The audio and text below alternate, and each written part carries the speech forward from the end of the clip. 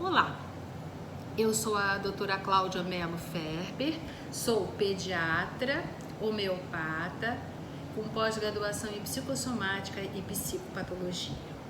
E nós vamos falar hoje sobre a febre. A febre, ela é um vilão ou é um amigo? Né? A febre, que normalmente é vista por todos nós como um bicho de 7 cabeças, ela não passa de um mecanismo de reação de defesa. Ela é um alarme dado através do aumento da temperatura do corpo. Ela apenas, gente, mostra que o nosso organismo não está funcionando bem, o que pode ter uma causa, como causa um agente tanto interno como externo. Então, vamos lá? Qualquer fator que provoque uma alteração do equilíbrio fisiológico, como por exemplo um traumatismo, uma queimadura, uma infecção, uma intoxicação, etc, A gente chama de somatogênico. Soma é o organismo, a expressão material do organismo, sem a parte psíquica, tá? Então chama-se somatogênico. São esses fatores.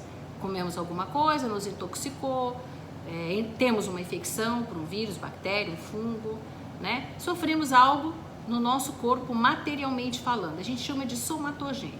E os fatores de ordem psicológica, que também promovem alterações do nosso equilíbrio fisiológico, eles já são chamados de psicogênicos, que são os sustos, as contrariedades, cólera, Quem é que não ficou? Uma mãe que fala, olha, a gente não acha nada, ele tá com febre, mas ontem ele sofreu uma situação assim na escola, nós brigamos com ele, ele acordou com febre, Então tem esses fatores psicogênicos, Tanto os fatores somatogênicos como os psicogênicos podem gerar febre, tá bom?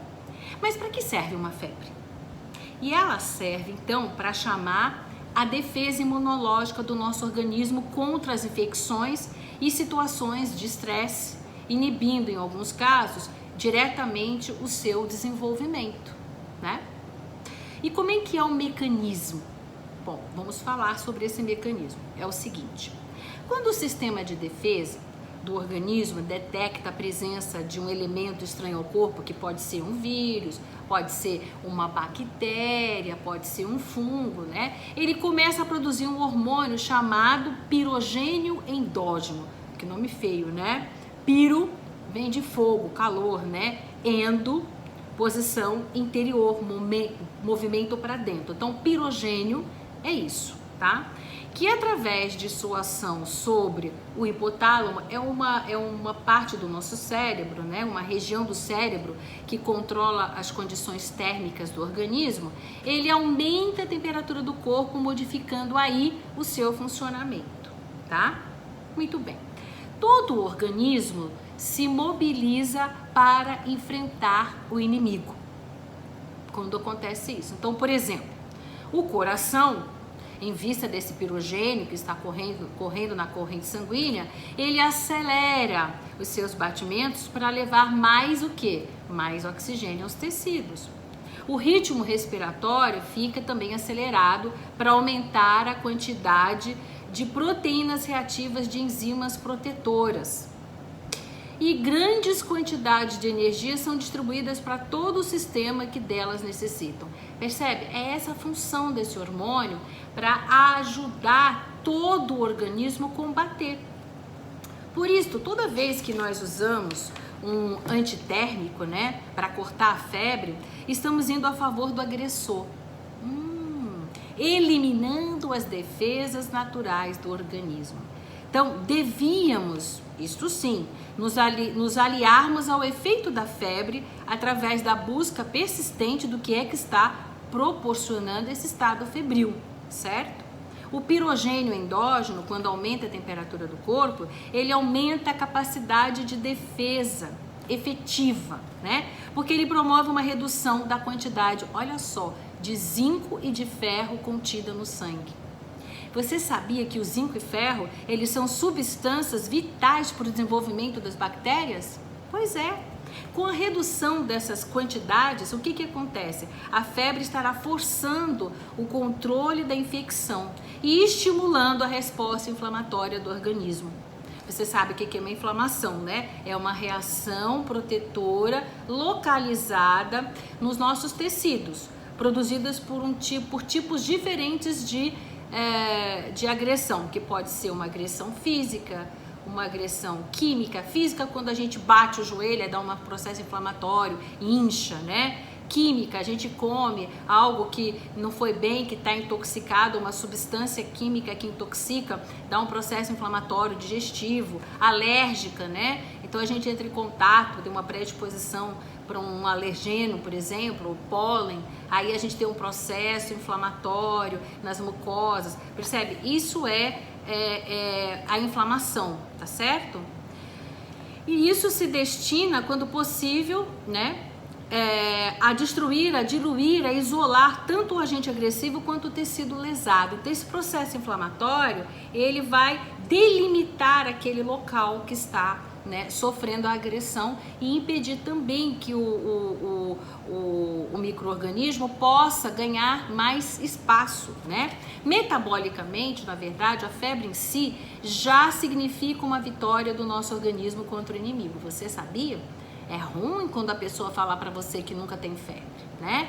Porque os bichos entram e nem avisa pra gente, né? Então, quando ele excede espontaneamente, está caracterizada a vitória do organismo sobre o agente agressor, né? Quando nós estamos com uma febre alta, significa que nós temos capacidade de detectar que está tendo um corpo estranho e que nós estamos começando o nosso processo de combater a esse agressor, né? Por outro lado, tem-se observado em crianças desnutridas e pessoas idosas debilitadas a ocorrência de infecções gravíssimas sem apresentação de febre, né? Mostrando que elas estão com baixo nível de reação de defesa. Então, gente, a febre, eu pergunto, é um vilão ou é um amigo? É ela que está, né, botando a gente em atenção que nós estamos entrando em contato. Então, muitas vezes, quando nós estamos debilitados, nós não fazemos febre. E eles entram e fazem a festa na roça, como dizia a minha avó, né? Alguns pacientes não podem ter febre alta. É necessário controlá-la, sim, com medicamentos, caso atinjam a níveis muito elevados, né? São os hipertensos, os diabéticos, as pessoas com insuficiência cardíaca, sujeitas à convulsão, porque existe a convulsão febril. Se bem que quando alguém faz uma convulsão febril, tem a tendência hereditária de fazer convulsão febril, ele faz com 37,3, tá? Então, na primeira febrinha já tá fazendo convulsão febril, tá bom? Muito bem. O seu médico, ele deve sempre ser consultado em caso de febre, mesmo sendo ela um mecanismo de defesa, né? Pois existem quadros febris de outra etiologia. Etiologia quer dizer, na medicina, né, que trata a causa das doenças. Então, existem outros quadros que dão febre. Por exemplo, quadros neurológicos, quadros tumorais. Então, sempre que tem febre, procure sim o seu médico, procure o seu pediatra ou o seu médico, tá? Muito bem, continuando. Lembre-se que o medicamento homeopata tem a propriedade de reequilibrar a energia vital do organismo, permitindo uma melhor e mais rápida resposta contra o agressor. E não só fica nisso não, hein? Porque mentalmente, quando o medicamento homeopata também está atuando, né, na parte emocional. Tanto que quando alguém tem uma febre, a gente não dá sempre o mesmo medicamento, né? A gente vai olhar, nós vamos olhar como aquela pessoa age, como é que é a personalidade dela, o caráter, a forma, a postura, como ela age, ela é intolerante à contradição, né? No caso de criança, que tudo, quando ela é intolerante à contradição, se joga, grita, berra, não importa a idade, não importa aquela faixa etária que a gente espera disso, mas fora até da faixa etária. Ou é mais calma, mais tranquila, quando ela tá na febre, ela tá ali deitadinha na cama, quietinha, a outra tá gritando, chorando, quer colo, fica no colo da mãe chorando, certo? Uma tem uma febre que ela fica vermelha, né? Chega, você põe a mão assim de longe, tá irradiando calor. A outra fica pálida na febre, Vocês estão vendo? Uma fica com a cor a gente fala assim, os lábios, né, vermelhos. Tem tantas coisas dentro da febre que um sua, outro transpira, um tem calafrio, outro não tem calafrio. Então todos esses sintomas diferenciam na homeopatia para nós darmos a medicação específica para aquele momento, né, daquela febre. Fora as outras causas, tá muita sede? Não. Tá, porque a gente pensa, porque tá com febre vai ter sede. Tem pessoas que durante a febre não tem sede. Outros têm muita sede.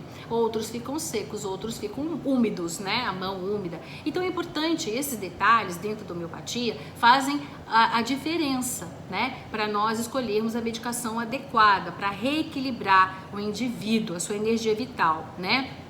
Porém, não podemos esquecer que toda doença, ela começa na mente, né? Pois só adoecemos, ou seja, permitimos a entrada dos agentes agressores porque estamos emocionalmente desequilibrados, tornando-se mais vulneráveis a esses agentes. Eu digo aqui, né, no meu consultório, que muitas vezes, né, eu digo assim, eu não vou pegar nada hoje, porque eu tô feliz, tô contente. Aí vamos supor que eu briguei em casa com algum familiar meu, aí chego já irritada, né? Aí o outro pode espirrar lá na esquina que eu já estou com a minha imunidade baixa.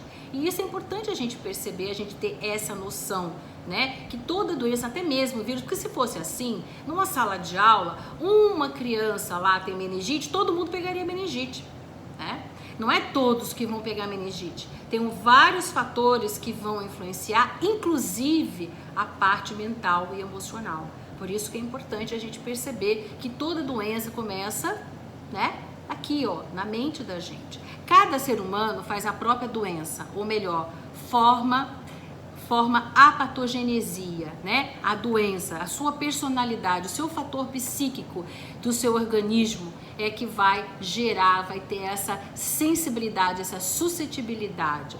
A cura, ela deve se iniciar de dentro para fora, dos órgãos vitais mais internos para os externos. Então, é o que mais interno. E o que é mais interno, senão os nossos sentimentos, né? Os sentimentos mais encontradiços que podem nos desequilibrar emocionalmente, tornando-se mais vulneráveis às doenças, são os seguintes. Número 1, abandono, solidão, perda.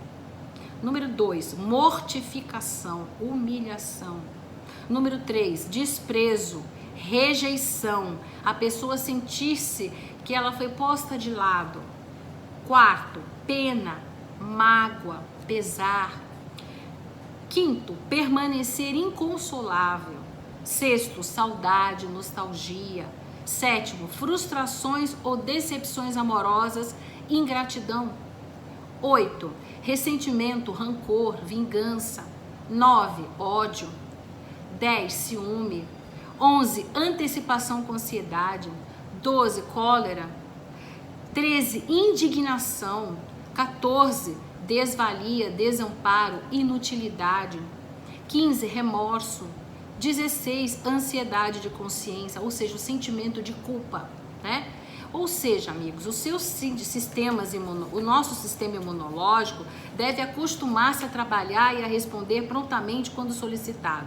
Não o vicie com a inércia, né? Uma vez que ele produziu os anticorpos necessários ao ataque do agente agressor, ele memoriza o mecanismo de combate àquele agente, não permitindo a ocorrência daquela doença, e aprende cada vez mais a sair-se bem do inesperado. Isso é muito importante agora nessa época de coronavírus, exatamente por isso, né? Está tendo recidiva, sim, mas é interessante deixar que o sistema imunológico seu aprenda a trabalhar, né? Que ele saia da inércia.